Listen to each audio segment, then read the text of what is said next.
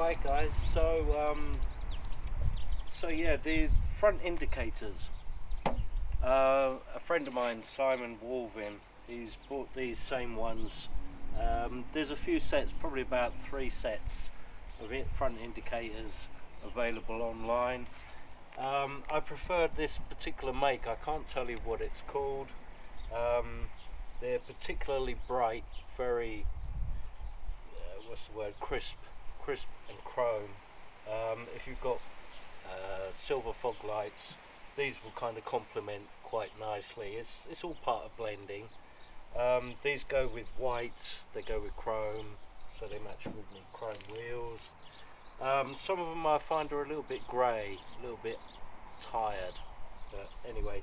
So many of you don't know how to get these out. It's quite simple. I'm going to have to be quick because it's a cloudy day, and I've picked a little bit of sunshine. I got 5 minutes. So first thing, a scraper. Now this is metal. I'd prefer to use plastic or wood, frankly, but it's okay if you're careful. What we're going to do is put that between the reflector and the indicator and just pry it out. So I'm going to put you on pause for a second, move the camera closer. Hopefully we still have some sunshine. See you in a moment. Okay, so the unit is in 2 parts. You have your main indicator and you have your reflector. Now just between the two, if you pop in something like that, you'll find very easily that the reflector will just pop out. Keep that somewhere safe. Now you'll see that the main indicator housing is held in with a screw just here, so you'll need a Phillips screwdriver, crosshead to some of you. Undo the screw, keep the screw safe, and your indicator housing will just pop out. There we go. So to take your indicator out, side light I think there is, no indicator, twist it anti-clockwise and it will pop out. Because these are clear, your bulb is going to have to be orange. The side light also twist and pull out, and that's your unit.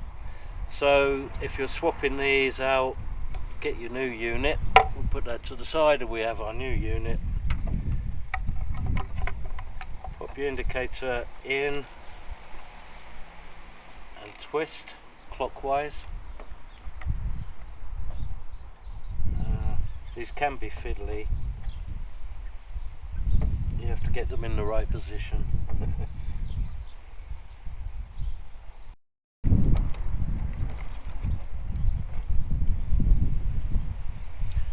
Okay, so that was fiddly, but I've screwed them in clockwise. They're all ready to go in. Fit this bar at the end first, like so. Now I'm going to show you something that I've picked up as a tip over these years, because once you've screwed this in, the main indicator, when you put your reflector in, it has like a male, let's call it a male fitting, that's going to slot into there. Now when the light is, the indicator is all the way in, it doesn't quite line up, and if that doesn't click in, it's going to fall out, and this is a big problem for us MR2 owners. We'll end up with the indicator and a missing reflector. A good tip that I saw once some years ago is to super glue a little bit of string from the back of here, just a dab of super glue or a tiger seal or something similar, a little bit of string, wrap the string round the screw that holds in the indicator, so if it does fall out, it's just going to hang there and you can do your repair. You're not going to have to spend 50, 60, 70 pounds for a new set just for one indicator, one reflector.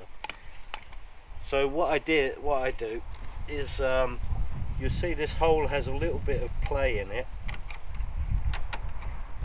The screw hole is elongated, so you can have the indicator out or in depending where you screw it. See, it's protruding quite a bit there.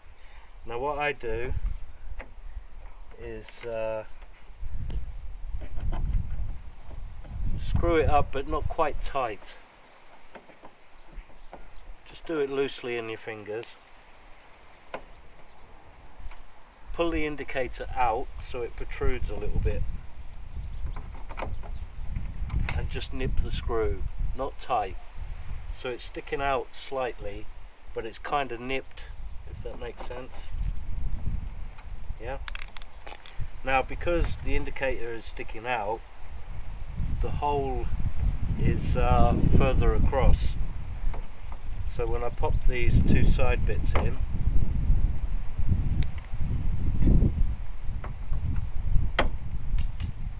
the pointy male bit will pop in correctly. Now, a little thump, not too hard, just thump that in. The screw is nipped enough that it's going to hold it there, but it's not tightened enough that it won't allow the movement, if that makes sense. So this is now pressed home, and it's going to stay there. Like I say, if you're in doubt, glue yourself a little bit of string on the back, so that if it does pop out, it's just going to hang here. You'll see it, be able to do something with it. So yeah, that's the trick. If you push this indicator all the way home and tighten it fully, you'll find that the hole for the indicator, the reflector, sorry, the hole for the reflector will not line up. The indicator has to be out a little bit for it to line up and clip in, but then you need the screw loose enough to hit this in, tight enough to hold it. This isn't about torquing things up, this is about just a little firmness. So I hope that's been of some help. Sorry if I've waffled, but I've done these several times, changed these indicators 3 times in the 6 years I've had the car, and I've not lost an indicator, a reflector yet. Why do I keep calling indicators and reflectors the wrong thing? Anyway, so that's it. Very simple. I hope this helped you. So if you've got any little thing that you're doing on your MR2, just make a little video. Just get someone to hold your phone, do it with a phone, whatever. But upload these little things because they help people. Viva Familia.